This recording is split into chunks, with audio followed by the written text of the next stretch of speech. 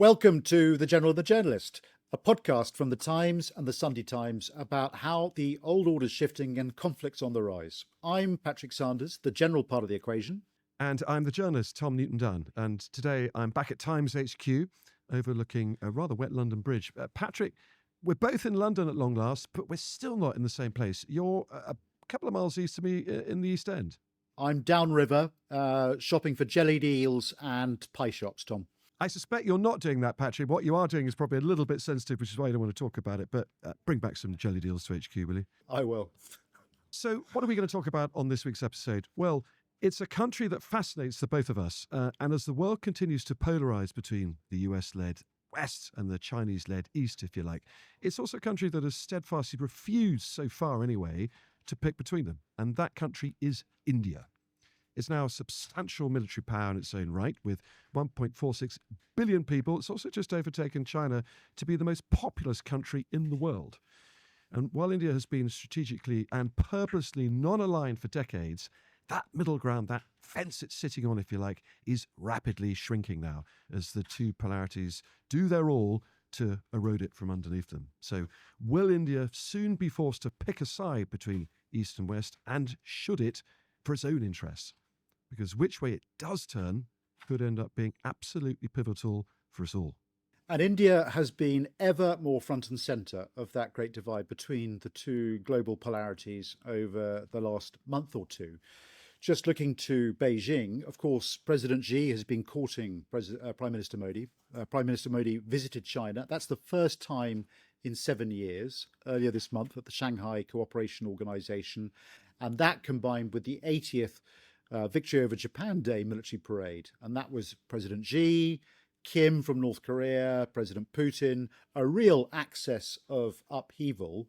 And perhaps the most striking visual image was President Putin and Prime Minister Modi walking along hand in hand. And we heard that phrase, perhaps really significant phrase from President Xi, it's time for the dragon and the elephant, that's India, to dance together. And of course, for President Xi, he's been pushing a narrative under the Global Governance Initiative of China as a source of stability, in stark contrast to the US, a country that upholds global rules, both politically and economically, a really reliable partner. Whereas what we've seen coming from the other side of the Atlantic, or the other side of the Pacific, if you like, is Trump alienating Prime Minister Modi and billions, or the billion of Indians or so, because there's a massive fallout between the two strongmen leaders who used to enjoy an enormously strong bromance in that first term.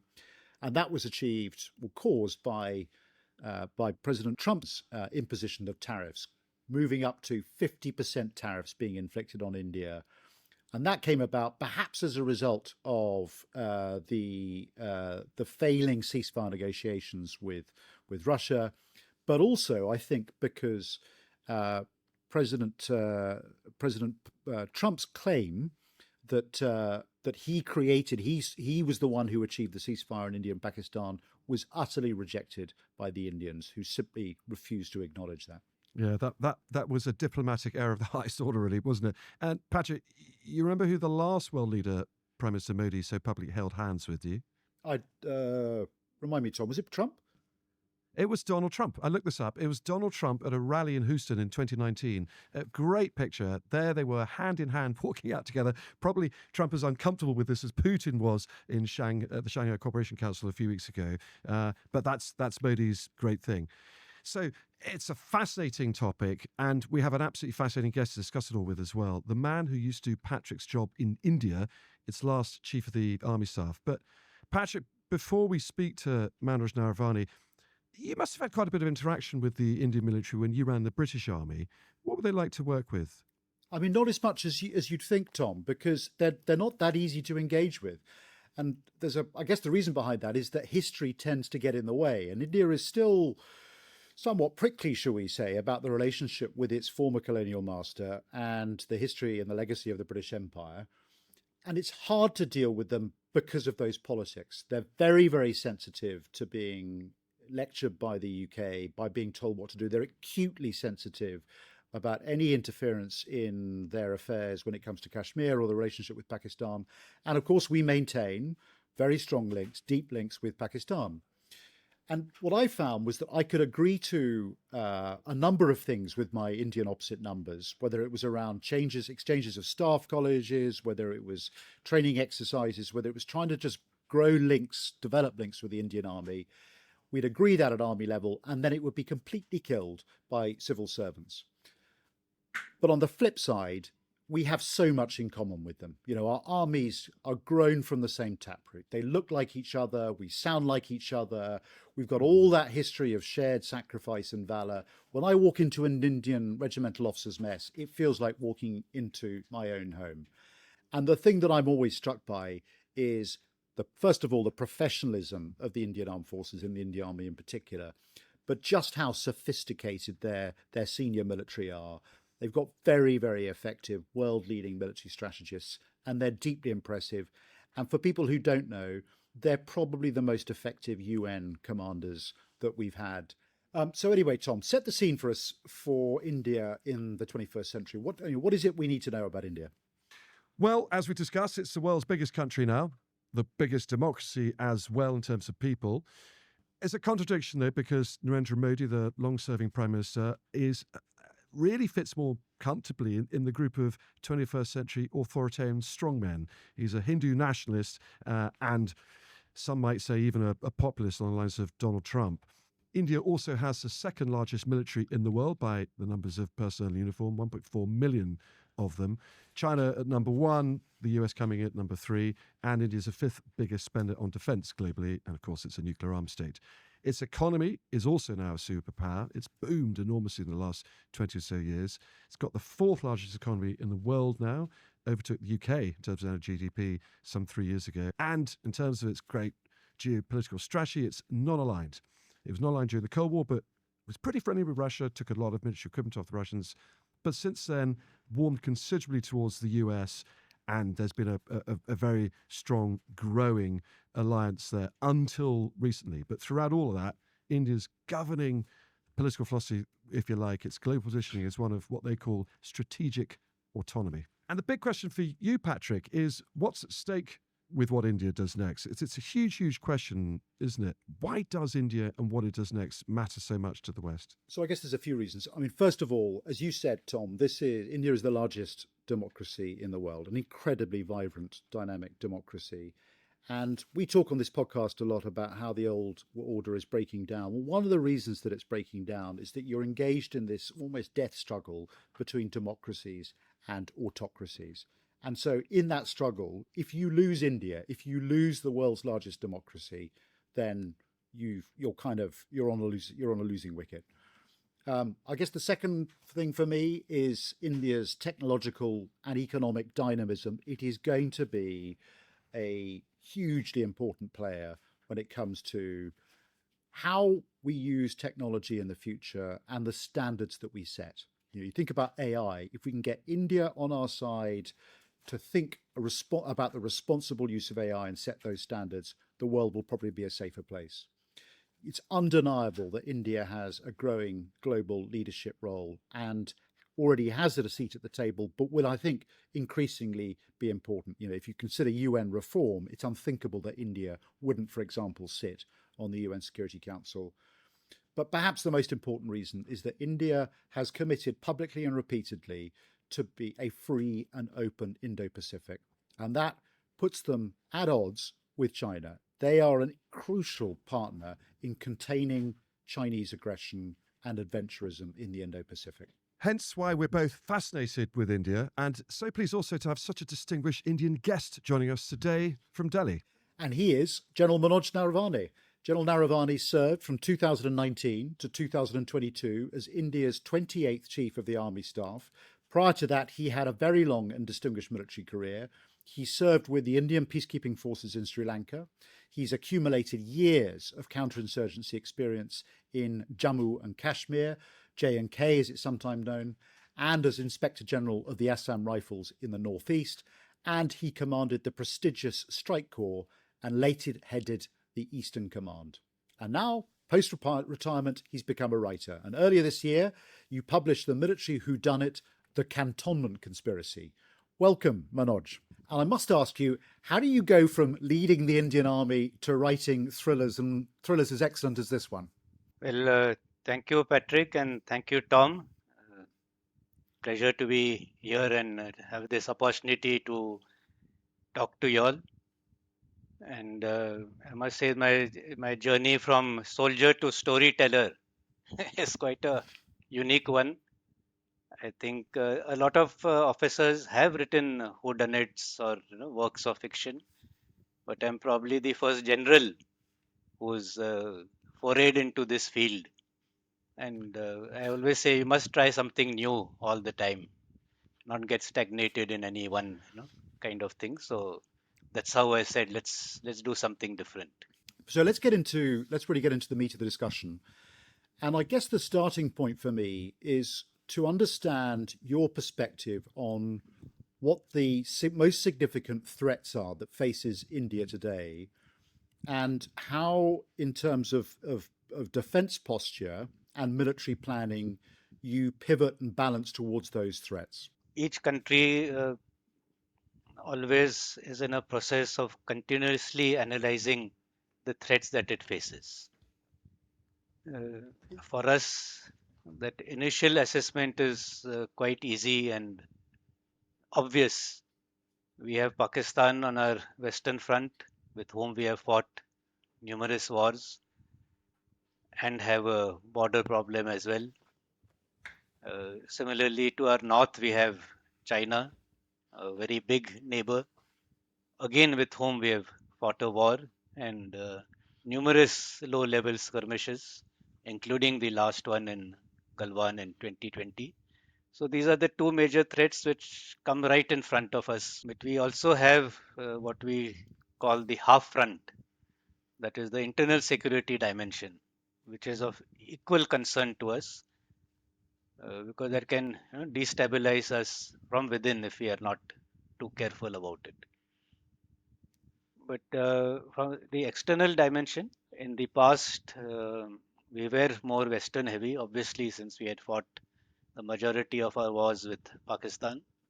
But over the last 3, 4 years or so, we have done our own analysis, internal analysis, and rebalanced some forces from the western to the northern and front and the northeastern parts of the country.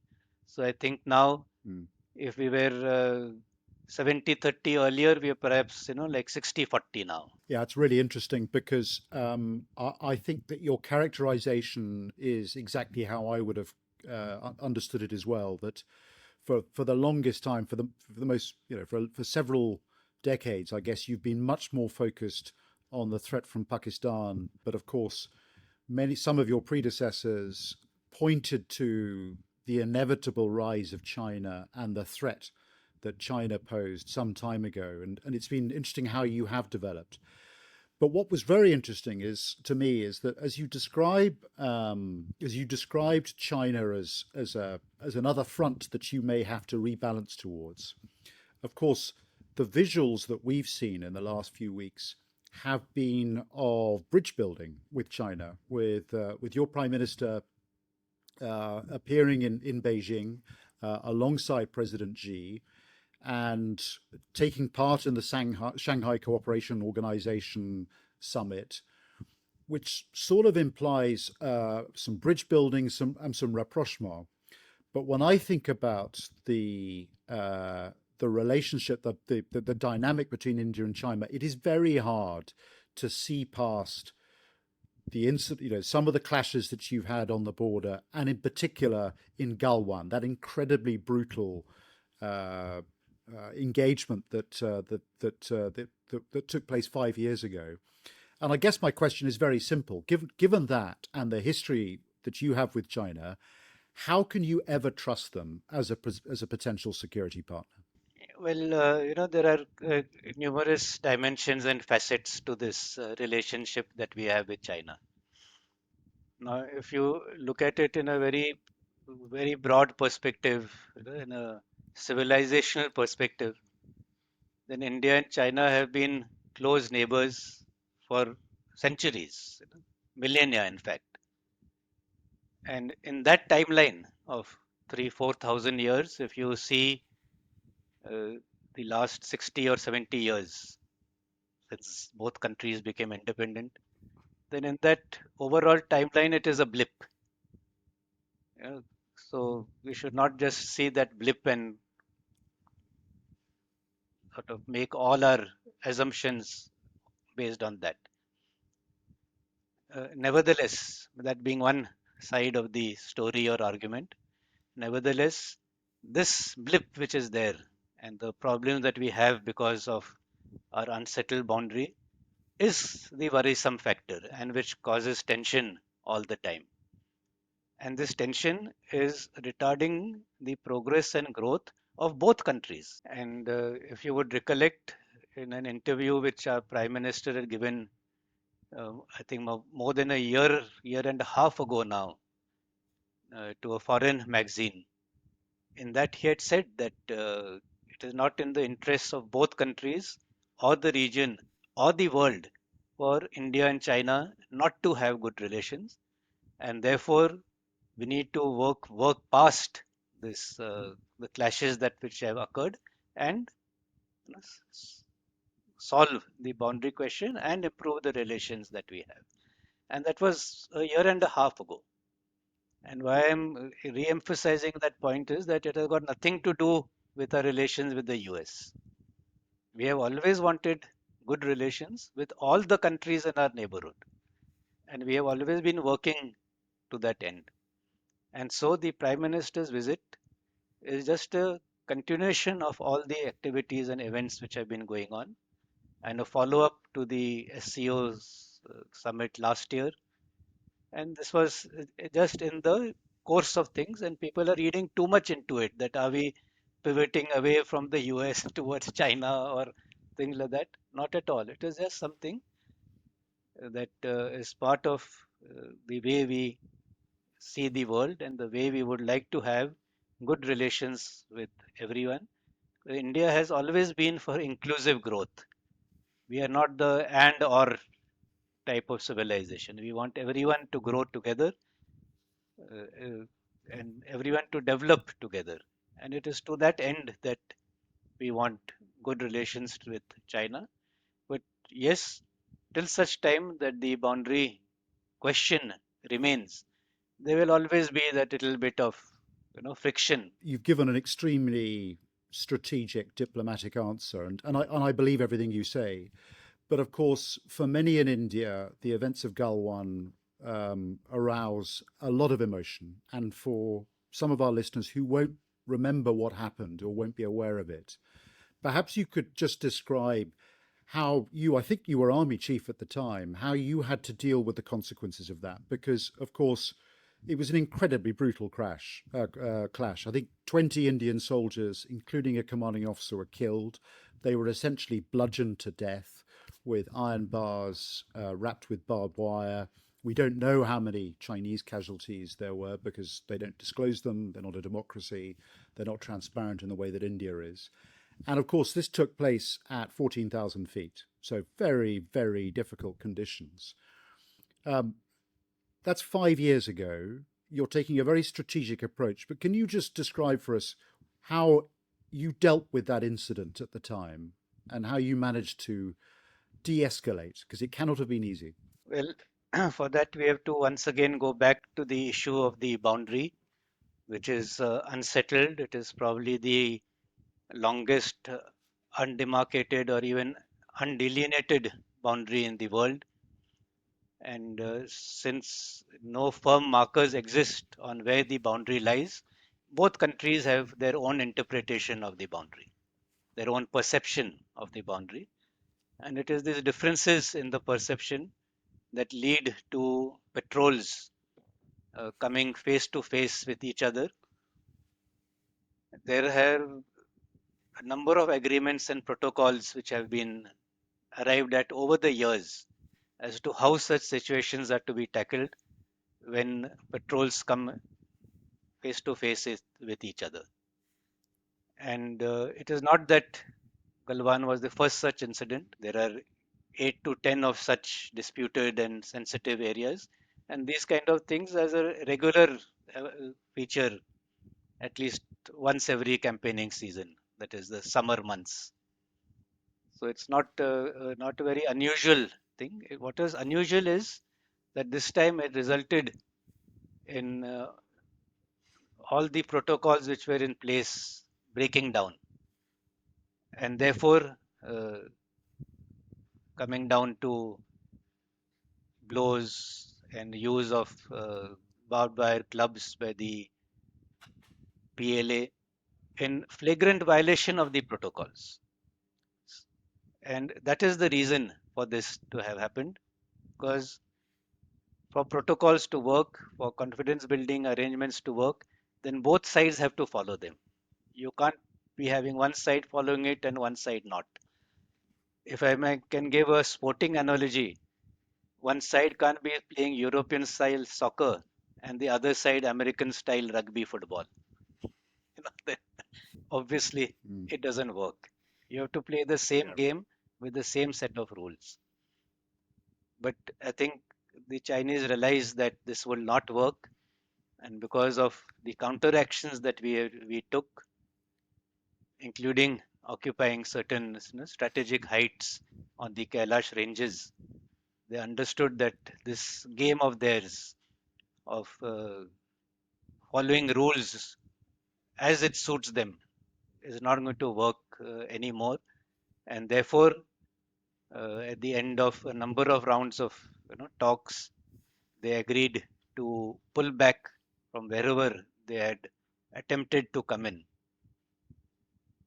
So I think at the end of the day, uh, although we lost 20 of our very brave boys, including the commanding officer, Colonel Santosh Babu, at the end of the day, it only forced the issue out in the open, got it up onto the highest levels of decision making, and it is now because of that, I think that the relations have improved rather than deteriorated. Yes. But it's very generous of you, generous spirited of you to say so, because of course, if we now switch to the other front that you face, the Western Front and the threat from Pakistan, as you say, you fought a number of wars against Pakistan. The most recent clash, of course, happened in May, off the back of the horrific terrorist atrocity in Kashmir, and that led to some very, very acute tension and exchanges between India and Pakistan. And I think a number of Air Force jets shot down from India, a number of airfields and serious damage caused from Indian missile strikes in Pakistan. But of course, all of that was to a certain extent enabled and supported by China. And the Pakistanis, who describe China as their all weather friend, rely heavily on Chinese intelligence, Chinese ISR, Chinese advisors, Chinese equipment, Chinese jets, missiles.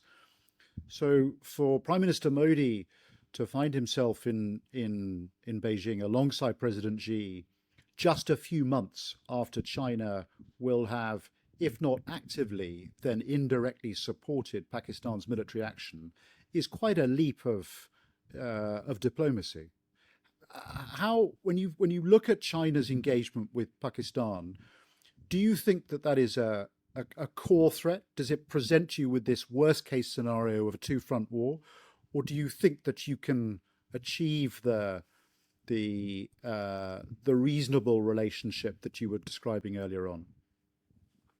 Well, when you see it from a purely military perspective, we have always been aware that because of the very close relations that exist between Pakistan and China, there will always be this collusive threat. And this collusive threat is not something which will manifest only during wartime. It is this collusion between them is something which is ongoing all the time, starting from the supply of arms and equipment to intelligence sharing in times of crisis. So this is a given, and this is something that we always factor in into all our planning processes. So it's not that it takes us by surprise. Uh, but Pakistan, yes, will remain a very potent threat as far as we are concerned. Till such time that they do not, abjure from this strategy of proxy war and fomenting terrorism and giving material support to terrorists in J&K. It is for Pakistan to realize which way they want to go and whether having enmity with India really suits their long-term strategic aims or goals. Because if you see it from a purely economic perspective, in the 1980s, when much before, that is the time this proxy war started. Then in the 1980s, Pakistan and India were more or less on the same footing economically, and just little bit up or down.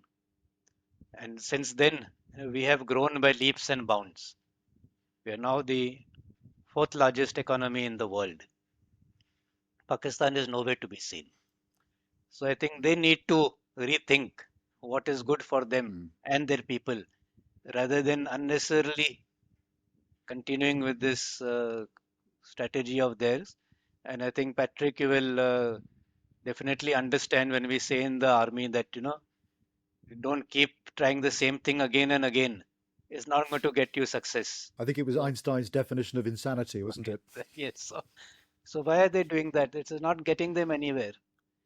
I think if they do, decide to drop that, animosity that they have, that intrinsic animosity with India, I think both countries can grow so much more and so much faster and better. So I think that realization, the sooner that it dawns on them, the better for the whole South Asian region. Patrick spoke to you about China. I personally have my doubts just how much you really enjoyed, as President Xi put it last week, watching the elephant dance with the dragon. But I do want to talk to you about Russia, a different country. What on earth was Prime Minister Modi doing at the Shanghai Cooperation Council a few weeks ago, holding hands in front of the world with Vladimir Putin? When you go on these bilateral visits, you do shake hands with your counterparts. I mean, you don't not shake hands with them. So we should not read too much into these photo ops. And since we don't really know what has transpired in the discussions, we Well, should wait okay. and see a little bit. Yeah, but having said that, Russia has been a reliable friend and partner over so many decades, and Well, that's let's not talk going to about go. just that. Yeah, so that's not going to go away anytime soon. Let's talk about that because, call me a cynical political journalist, but when two world leaders hold hands together, look, that's what Modi does. He's held hands to Donald Trump before on visits to the US during his first presidency. That is his thing. But to do that so publicly, they're both sending a massive signal to the rest of the world, especially Washington, D.C. And it begs the question, why does India want to hug so close a country like Russia? We just start with Ukraine. I just don't understand why India, which is a democracy, which holds the same values as a lot of countries in the West and all across Europe, has yet to condemn Russia's invasion of Ukraine. This is a sovereign country with its own right to self-determination, and yet India doesn't seem to have a problem with it. No, I think you are forgetting our Prime Minister's statement when he said right at the beginning that this is not an era of war. I think there can be no better condemnation of any use of force by one country against another country than that very short and deep statement. So we have always been against the use of force to change the status quo.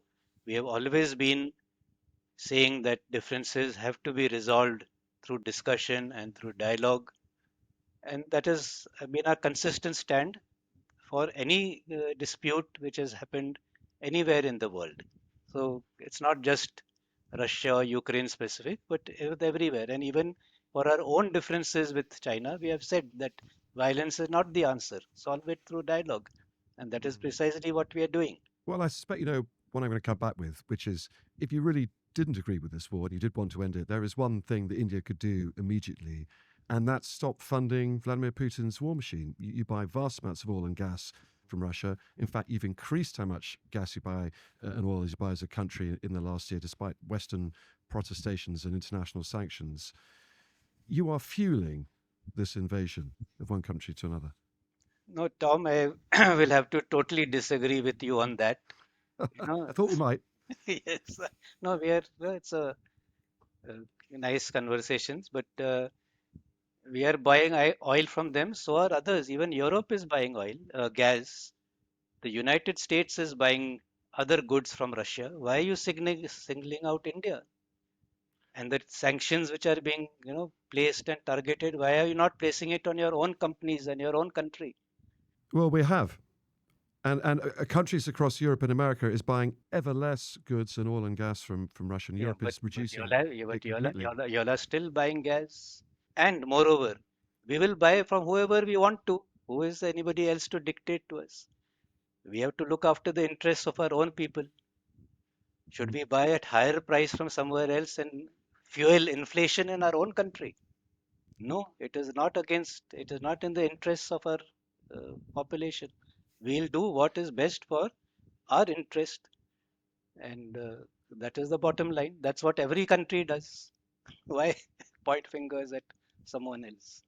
No, and look, you're right. I can't really criticize as a European what India is doing when France, Hungary, Slovakia still buy oil and gas from Russia. It's not a great thing. I criticize those countries as well, quite frankly. But let's look at it from your own perspective. Yes, you get huge amounts of oil and gas very cheaply off Russia, but is becoming energy dependent on Russia, which is a dictatorship, which is an unstable dictatorship, which does invade other countries, is that the smart thing for India to do? Because your economy is now stapled to a country that could turn around on you and do just the same thing. It is not that we are totally energy dependent on Russia. We are importing from many other countries in the world. But again, impositions are placed on don't buy from Venezuela, don't buy from Iran, don't buy from Russia. Then who do we buy from? Only those that you want us to buy from for your own selfish interests. How can that be acceptable to any self-respecting person or country? So, we'll do what we want to do. And I think we have Okay. reached that stage where we don't have to listen to anybody else. And look, I accept that. And I do also appreciate the worst possible thing to do with India, or quite frankly, anywhere in the Indian subcontinent, is a Western power, former colonial power, to dictate to you about what you should be doing, Right. which is, dare I say, to pivot the conversation onto the United States, maybe what Donald Trump has been doing of late, which is why he's upset your prime minister by the secondary sanctions on the oil that India's buying off Russia. But isn't that what this is really all about? I mean, really, you do like the United States. You've become ever closer to the US since the fall of the Cold War. And actually, this is a game, isn't it? You're cozying up to the Chinese and to Putin to try and teach Donald Trump a lesson, because America and the West, we are real allies. We are not trying to teach a lesson to anyone. we are, we have just following what we have always said, that we want to have a policy of strategic autonomy where we have the choice to follow what course of action, a principled course of action in a given set of circumstances. And that is precisely what we are doing. With the United States, too, we've had excellent relations.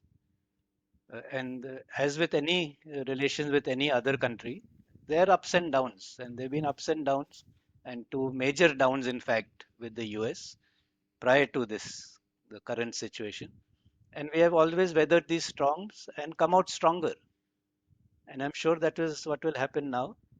We will come out stronger not only in our relations with the US, but we'll come out stronger as a more self reliant nation. So, both ways, it is actually going to be of benefit to us. And relations are there at different levels. There's a political level, diplomatic, economic, that is the trade part, the military, people to people.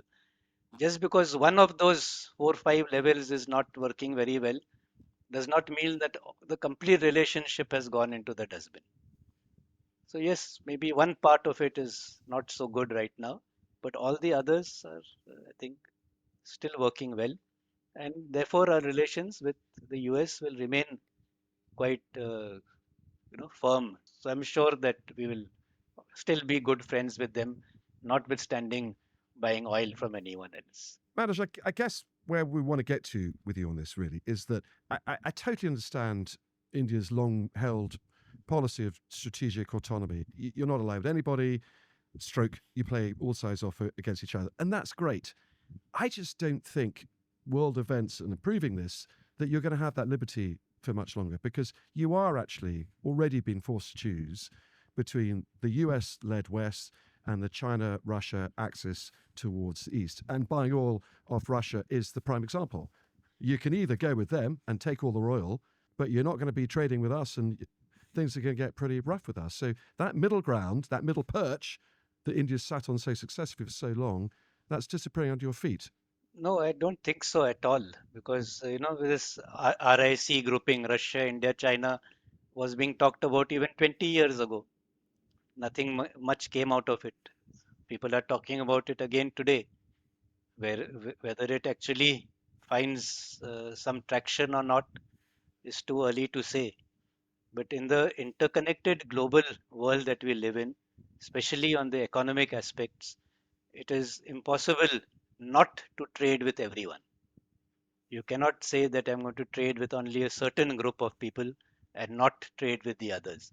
We have to go past this, the geopolitical outlook, and look at it in a geo-economic, sense. And when you see the geo-economics of all the relationships, then you realize that you have to be able to do business with everyone. And that is precisely what we are trying to do. But that's the problem, isn't it? Because we'd all love to get back to a world of geopolitics where we could all trade freely with each other, we could all get richer, more prosperous. That's not the current world. We have a world at the moment with two polarities. One polarity being ever more aggressive and nationalist, that we say are the Russians and the Chinese, looking to territorially advance, and the other side saying, well, we're going to have to stop you. And that means tariffs, stopping trading, or military action. That's what we're going to do. So you're going to have to pick a side. Well, that's for us to decide whether we want to pick a side or not, or whether we can be the honest brokers in between and actually bring about a rapprochement amongst all these competing factions and ideologies and outlooks. And I think India, because of its principled outlook, is in the ideal position to be and play that role on the world stage. I do hope you're right, Manoj, because this characterization of a multipolar world, which of course is the language that President Xi and President Putin have been using recently, and most recently at the SCO, sort of assumes that India can develop its own heft, can forge a past that embraces strategic autonomy and serves as a balancing power. And I think it's important for middle-sized countries and economies around the world that there is some multipolarity. But when they say multipolar, it's not what they mean. India has embraced a free and open Indo-Pacific. China doesn't want a free and open Indo-Pacific. It wants an Indo-Pacific that trades and that has a security environment that's shaped by its needs and no one else's. When President Putin talks about multipolarity, he wants the right to be able to exercise his own influence over parts of the world that he considers to be historical Russia without interference. And so I'm caught between an India that wants to embrace multipolarity in the way that you envisage it, and I think that is an admirable vision, versus the real agenda that these blocks, these emerging blocks have. And given the contestation that we're seeing, it feels to me that we're going to end up in a bipolar world. And Tom's described it already. It's not going to be multipolar. And how can India chart a course that on the one hand maintains that free and open Pacific, that trades with everybody, and yet is utterly reliant on China for rare earth minerals, as many people are? Are you not going to have to choose? India has been charting a course on how to become more self-reliant. And that self-reliant does not mean only 100% indigenous development or production, but it means to be able to diversify your supply chains so that you are not overly dependent on any one country or bloc. And that is precisely what we have been doing over the last 5 years or so. And that is what we will continue to do so in the future. And as a result of that, I think we will not be forced to choose sides. So when we look out in this landscape, and it is very, very fluid and volatile at the moment, what should India do, in your opinion, both in the short term, but taking a strategic view? Where would you expect India to be in 25 years' time? And do you see that as a closer relationship with the West? And if not, what is it that we in the West should do to attract India back to everything that we have in common? You know, the shared history, but crucially, a sense of values and common interests that are, at the moment, it feels to me, in direct contrast with what China and Russia are pursuing. Well, see, what we look at ourselves in the years to come is, of course, to be a moderately developed country by 2047, which will be the 100 years since we got independence. And that is not too far away. And so our entire attention is focused on that. And when I say entire attention is focused on that, it means it is the economic development of the country. We have still a long way to go. We might have the second largest military in the world, but we have equal number of people still living below the poverty line. We have done wonders in that regard. The number of people we have actually brought up over the last decade, 2 decades, is phenomenal and is something unheard of. So we have developed tremendously, but there's a long way to go, and that is where our energies are focused on developing ourselves. As far as our relations with the rest of the world are concerned, obviously, it is going to be with like-minded democracies because our core values are the same: liberty, equality, fraternity, which are not there in authoritarian regimes. So in the long term, we will of course always remain friends with the democratic countries and institutions in the world. And that is where I feel that other countries should also understand that India is going to be the reliable partner in a very stable partner in an unstable region. We are going to be that pillar of stability. We are going to be the country you can bank upon to take a principled stand and not, move with the winds, change with the winds as suits so many people. And we have shown our democratic traditions, a smooth transition of power from one government to the other, which did not happen even in the US. So, our democratic roots are so well embedded now after 75 years of independence that is our strength. Our strength is our democracy. Our strength is our independent judiciary. Our strength is our independent media. Our strength is our apolitical armed forces. We must look at India from these four perspectives and then see that is it not going to be in your own best interest to have good relations with India. I think that is the way it plays out in the future. Well, Manoj, thank you so much for that. We will bear that in mind. And there we must draw things to a close with you. Really appreciate your time. It's precious. And pleasure speaking to you. And next time you're in India, do give me a call. I will, Manoj. We both will. Yes, certainly. And Manoj, thank you. And it's always been a great personal and professional pleasure to link up with the Indian Army and the Indian military. So thank you for your service and for spending some time with us today. Same here. And if you do meet General Carter Smith or General Carter, do give them my regards. I will. Thank you. Thank you. Well, that was General Manoj Naravane, the former Indian Chief of the Army Staff, the last one. Absolutely fascinating conversation there, Patrick. And what was your feeling about it? Because for me, he was A wonderful combination between incredible grace and charm and eloquence, and at the same time some real steel when we pushed him a bit and things got a bit punchy. Yeah, I mean, so first of all, I think he is the perfect advert for the Indian strategic class. You know, deeply experienced, very thoughtful, very intelligent, diplomatically and politically poised, very alive to having to ensure that everything he says is not going to be seen as offensive in the Ministry of Foreign Affairs or the MOD. And I thought the restraint that he displayed in describing and what happened at Galwan when he was the army chief was incredible. That took real mettle. Yeah, those were his men who got clubbed to death, and therefore a love-in with President Xi could not have been a great experience. For me, though, I mean, look, I totally understand his very eloquent laying out of India's goal, which is to remain, if you like, the Switzerland of the New World, the middlemen, the arbiters between the two great polarities. I was less convinced by his argument of how that could actually go forward and they could maintain that in the future.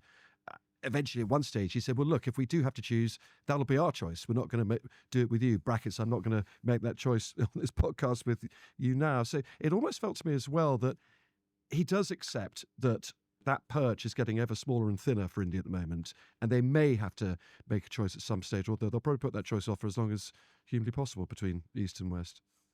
Yes, I think they will. It's all of their strategic instincts are to maintain this sort of non-aligned posture, strategic autonomy, and they're always caught between, the concern about isolation versus the concern about entrapment. And I think for the time being, they'll try and navigate this path.